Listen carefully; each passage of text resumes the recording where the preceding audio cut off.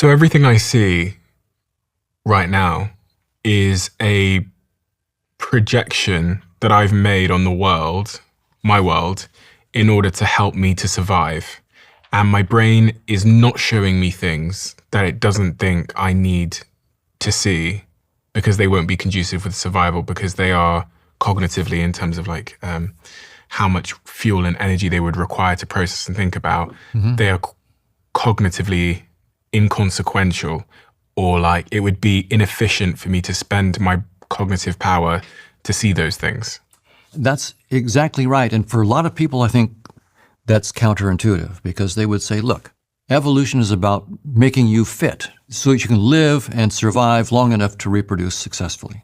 And surely evolution should do that by making you see the truth. I mean, if you see the truth, then you're going to compete in the game of life much more successfully than if you don't see the truth. So what are you talking about this headset nonsense for? This is not a headset. This is the truth. I mean, and evolution should shape us to see the truth. Now, I think that's what most people would assume.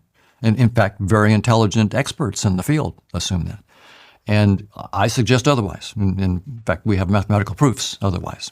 If you look at evolution, Darwin said, look, we need to think about a gradual evolution over time of these species, maybe from very, very simple ones to more complex ones.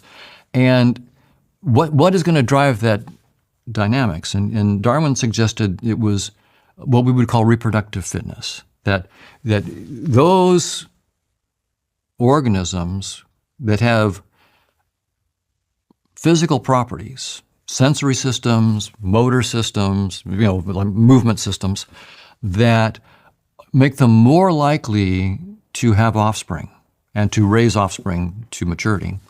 Whatever properties those might be, that's what we're going to call fitness. So the more fit you are is really saying how likely are you to have and successfully raise offspring.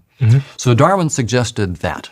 And I don't think that he necessarily had to say that there was no God. It was just that if there is a God, it's not like God put it down perfect. And he did an evolutionary process. Yeah. Well, organisms adapt to their environment.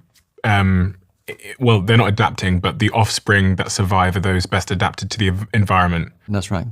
So that was Darwin's idea. So the gradual evolution from presumably simpler organisms to more and more complicated organisms. And then multiple evolutions of things like eyes, like the cephalopod eye evolved differently from the human eye. And the cephalopod eye got certain things right that the human eye got wrong. Is that because the cephalopod eye was in a different environment, so it had different requirements?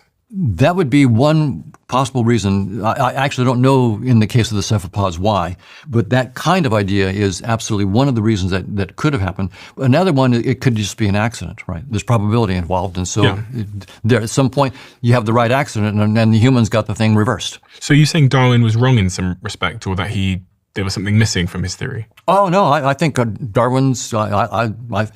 In terms of biology, I think that there is no serious competitor to Darwin's theory of evolution by natural selection in terms of a scientific theory of the origin of species and so forth. And it's Darwin's theory and the mathematical formulation of it that I think also says that what we're perceiving is not the truth, that our sensory systems on Darwin's theory were not shaped to show us the truth. They were shaped to keep you alive long enough to reproduce successfully, period. That's all Darwin's theory actually says. Most of us think the way this evolutionary process does it is to make sure that your senses are telling you the truth about the external reality. I've published some papers with colleagues where we show mathematically that Darwin's theory does not entail that at all. In fact, Darwin's theory says the probability is zero that any sensory system, like eyes, ears, smell, touch, taste, has ever been shaped to see any aspect of objective reality truly. So the probability is zero that you see any aspect of the truth, period, on Darwin's theory. What you do experience is sensory systems that guide adaptive behavior. Guide adaptive behavior means they let you act. So your eyes, your nose. Your eyes, your nose, your eyes, nose, and mouth. They guide you so that you act in ways that you don't die too quickly. Okay. And you can have kids that don't die too quickly. That's all it's about. I was just playing out the scenario then that you removed my eyes and you removed my ears and my nose and my ability to sense, temperature and things like that, all of my senses. I thought, if I was the only person on Earth and you removed all of my senses, what would reality be? Because if you remove my senses, reality no longer exists as far as I'm aware of it. But that doesn't mean nothing exists. And I'm wondering what that nothing would be. Like if you just imagine wipe off everyone on the Earth and it's just you and we remove all of your senses, what is in that space? Because you're right, my senses, my eyes, my ears, my ability to understand temperature is a byproduct and consequence of me surviving. So I was playing out this and I was like, well, if we think about ghosts and the afterlife, maybe there was no reason from a survival perspective that I even needed to be able to see or acknowledge them. Maybe it just didn't help. Maybe it actually would have hurt me to have, because it would have been too cognitively demanding to process all of that information. So anybody that could process all that information wouldn't have been good at reproducing, therefore they wouldn't survive, therefore they wouldn't be here. So maybe those of us that are here were just really good at ignoring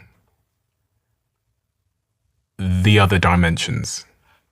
That's what our mathematics says. I think that your intuitions on that are quite right. That if you pay attention to anything other than what allows you to have kids, you're wasting your time from an evolutionary point of view. Perception is expensive. It takes a lot of calories. You have to eat a lot of food to run your brain, to power your eyes and your ears. So you need to do shortcuts. You need to make your sensory systems not chew up so much of your energy. The more expensive your perceptual systems are, the more you've got to eat to power those. So that means you have to go out there and forage and put yourself at harm's. So so there's a trade-off. We try to do things cheaply in evolution, and going for the truth, you don't need to actually go for the truth because that's very, very expensive. So for example, there are some flying insects that need to lay their eggs in water, and they use the trick of just looking at the polarization of the light coming off the water. So what you see happening in evolution is we have tricks and hacks, and even in humans have tricks and hacks. And for example, trying to find out if someone is reproductively fit.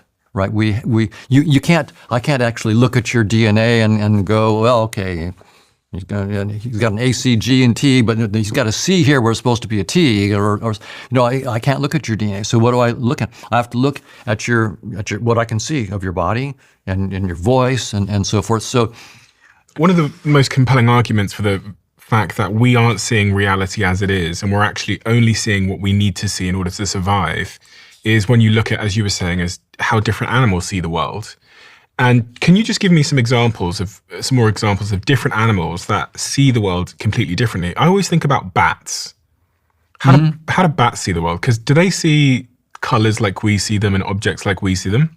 No, bats use echolocation. They'll send out little bursts of sound at very, very high frequencies, and then they have these big ears that capture the returns. Just looking at their sensory system, it says, most insect-eating bats use echolocation, as you said. They emit high-frequency sound waves and see by listening to the echoes bouncing off other objects. That's right. And this gives them some kind of sonic map of their surroundings, helping them to navigate and effectively see in total darkness. So you imagine a bat. Right. Like then, if a bat is sat there thinking that they understand the nature of reality, when it's actually just a map of how the sound waves bounce back, they, I imagine, don't have the same, they have a completely different perception of what reality is to us. And therefore it would be quite ignorant to assume that we as humans are seeing reality as it is, when just like the bat, we've probably